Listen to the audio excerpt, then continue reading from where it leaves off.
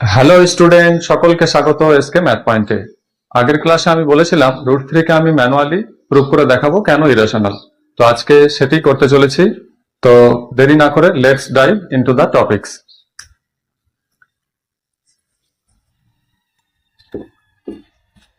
Why is √3 irrational? We prove it manually.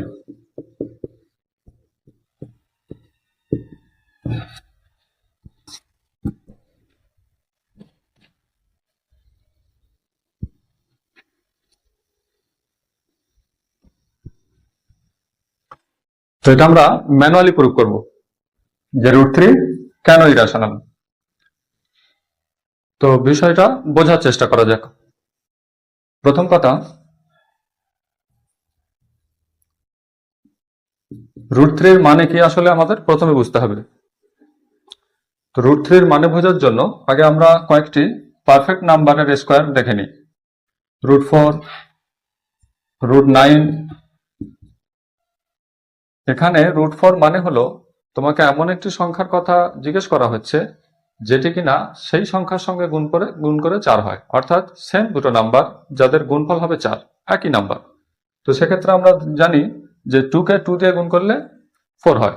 তো সেক্ষেত্রে √4 এর আনসার হবে 2, অর্থাৎ দুটি সেম নাম্বার যাদের গুণফল 4 হচ্ছে। ঠিক একইভাবে √9 এর ক্ষেত্রেও সেই একই প্রশ্ন, এমন একটি সংখ্যা যেটি তার সাথেই গুণ করে 9 পাওয়া যায়, অর্থাৎ দুটো সেম নাম্বারের গুণফল 9 হবে। তো সেক্ষেত্রে আমরা অবভিয়াসলি বলতে পারি যে √9 = 3 হবে, কারণ 3 কে 3 দিয়ে গুণ করলে 9 পাওয়া যায়। √3 এর ক্ষেত্রেও এই কথা প্রযোজ্য, যেখানে তোমাকে জানতে চাওয়া হচ্ছে এমন একটি সংখ্যা বলো যে সংখ্যাটি তার সাথেই গুণ করে 3 পাওয়া যায়, সেটি হলো 1 এবং 2 এর মধ্যে। তো যেহেতু √3 এর ভ্যালু 1 এবং 2 এর মধ্যে, তাহলে এটি অবশ্যই আমরা বলতে পারি যে √3 এর ভ্যালু একটি ফ্র্যাকশন হবে।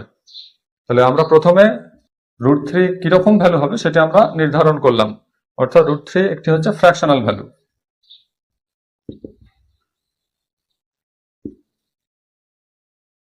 অর্থাৎ এই পর্যন্ত আমরা ডিসাইড করে নিলাম যে √3 কখনোই পূর্ণ সংখ্যা হবে না, কারণ 1 আর 2 এর মধ্যে থাকছে √3।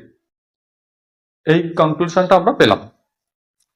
এরপর আমরা চেক আউট করবো যে ফ্র্যাকশনাল নাম্বার যদিও হয় সেটি বিহেভিয়ার কেমন।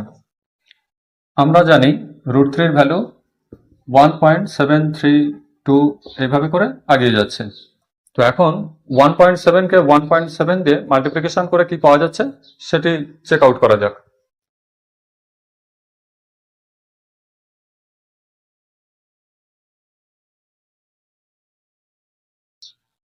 1.7 কে 1.7 দিয়ে গুণ করে 2.89 পাওয়া যাচ্ছে। তো আমরা একটু নাম্বারটাকে বাড়িয়ে নিই, 1.8। 1.8 কে 1.8 দিয়ে গুণ করে কি পাওয়া যায় একটু দেখো।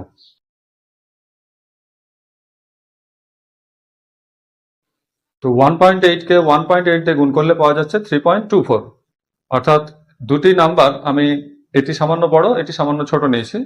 তো এক্ষেত্রে দেখো, লক্ষ্য করো যে 1.7 এর ক্ষেত্রে আমাদের যে নাম্বারটি আছে সেটি হলো 2.89, যেটি √3 ভ্যালু থেকে যেটি 3 এর থেকে সামান্য কম আসছে, এবং এটা 3 এর থেকে সামান্য বড় আসছে। তাহলে আমরা পয়েন্টের পর দুটো ডিজিট নিয়ে এবার চেক আউট করবো। 1.73, 1.73 এবং নেব 1.74, 1.74। এই দুটি গুণফল আমরা দেখব। তো গুণফলগুলি ভিডিও যাতে লম্বা না হয় তাই জন্য আমি বাই ক্যালকুলেটর করে আমি তোমাদের বসিয়ে দিলাম। তো তোমরা ম্যানুয়ালি চেক করে দেখবে যে এটির রেজাল্ট হবে 2.9929 এবং এটির রেজাল্ট পাওয়া যাবে 3.0276। তো এক্ষেত্রে এই নাম্বারটি আগের থেকে আরো একটু কাছাকাছি চলে গেল 3-এর, তবে সেটি 3-এর থেকে অবশ্যই ছোট, এবং এই নাম্বারটিও 3-এর কাছাকাছি চলে গেল, যেটা কিনা 3-এর থেকে সামান্য বড়। তো এই নাম্বারটি 3-এর কাছাকাছি হলেও ছোট এবং এটি 3-এর কাছাকাছি হলেও এটি কিন্তু বড়। তো আমরা কিন্তু দুটো ডিজিট নেওয়ার পরে নাম্বারগুলো আরো কাছাকাছি চলে এলো, কিন্তু এটা কখনোই 3-এর সাথে সমান হলো না, অর্থাৎ এই নাম্বার 3টা এটার সাথে সমান হলো না। তো সেক্ষেত্রে আমাদের যেতে হবে আরো একটি ডিজিট। তো তখন 3টে করে ডিজিট নিতে হবে, এবং তখনও যদি আমরা চেক আউট করি তখনও দেখবো যে একটি গুণফলে সামান্য কম আসছে এবং একটি গুণফলের ক্ষেত্রে সামান্য বেশি আসছে, কিন্তু কখনোই 3-এর সমান সমান আসবে না। তো এইভাবে আমরা পয়েন্টের পর যতগুলো ডিজিট নিয়ে মাল্টিপ্লিকেশন করি না কেন, আমরা প্রত্যেকটা রেজাল্টের ক্ষেত্রেই সেই একই কন্ডিশনে পৌঁছাবো। কি কন্ডিশন? একটিতে সামান্য ছোট আসবে, অন্যটিতে সামান্য বড় আসবে। তো এই ব্যালেন্স আজীবন চলতে থাকবে, কিন্তু কখনোই তুমি 3-এর সম্পূর্ণ কাজ মানে সম্পূর্ণ 3-এর সমান হবে না।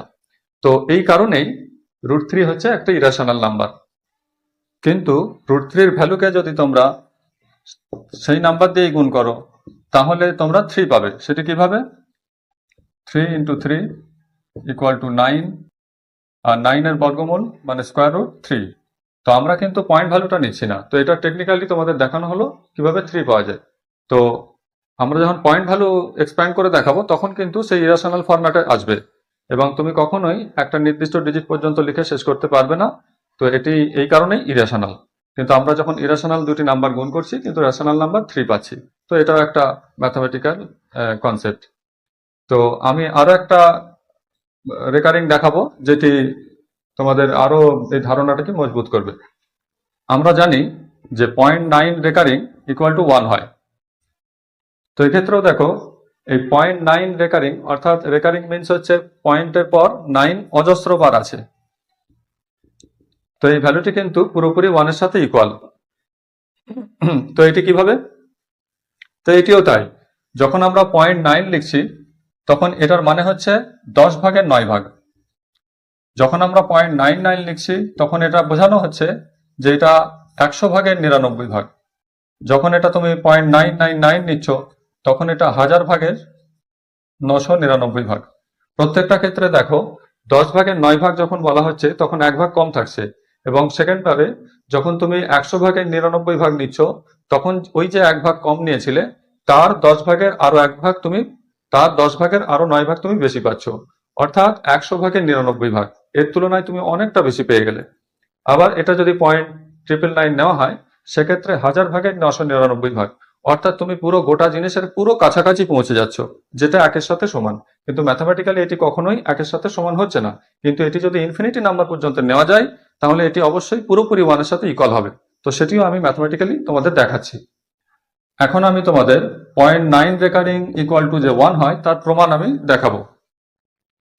ধরো x = 0.9 রেকারিং, যেটির মিনিং হচ্ছে 0.999 এইভাবে করে চলছে।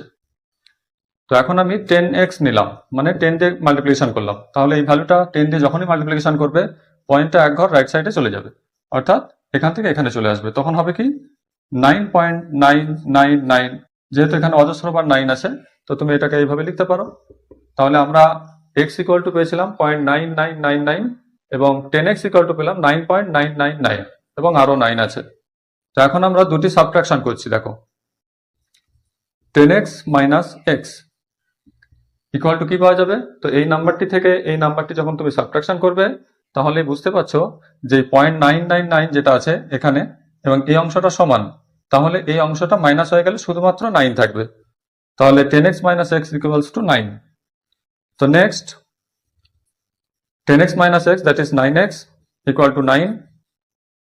That implies x = 9/9. তো therefore x = 1. তো পুরোপুরি আমরা x এর ভ্যালু 1 পেলাম, যেটাকে না আমরা x এর ভ্যালু 0.9 রেকারিং ধরেছিলাম। তাহলে আমরা x = এখানে 0.9 রেকারিং ধরেছিলাম আর এখানে পেলাম x = 1। তাহলে লেফট সাইড রাইট সাইড মিলিয়ে আমরা বলতে পারি যে 0.9 রেকারিং = 1। তো দ্যাটস ইট। তাহলে প্রমাণ হলো যে 0.9 রেকারিং = 1। তাহলে দেখা যাচ্ছে যে ইনফাইনাইট নাম্বার কিন্তু রেশনালে কনভার্ট হয়ে যাচ্ছে। তো এখানে গুলিয়ে ফেললে চলবে না, এটি হলো একটি রিপিটিং ডেসিমাল, আর আগে যে √3 ছিল সেটা কিন্তু নন রিপিটিং, সেই কারণে এটা ইরেশনাল। যে √3 × √3 = 3, এটি কিন্তু দুটি ইরেশনাল নাম্বারের গুণফল, আর এটি কিন্তু একটি রিপিটিং ডেসিমাল। তো এটি গুলিয়ে ফেলবে না। যে আমি আবারও বলছি, এটি হলো ইরেশনাল নাম্বার আর এটি হলো রেশনাল নাম্বার, কারণ 0.9 রেকারিং হলো একটা রিপিটিং ডেসিমাল এবং √3 হলো একটি নন রিপিটিং ডেসিমাল, সে কারণেই এটি ইরেশনাল। তো দ্যাটস ইট। তো আজকের প্রুফ কমপ্লিট হলো। তো দেখা হচ্ছে পরবর্তী ক্লাসে নতুন কোনো কনসেপ্ট নিয়ে।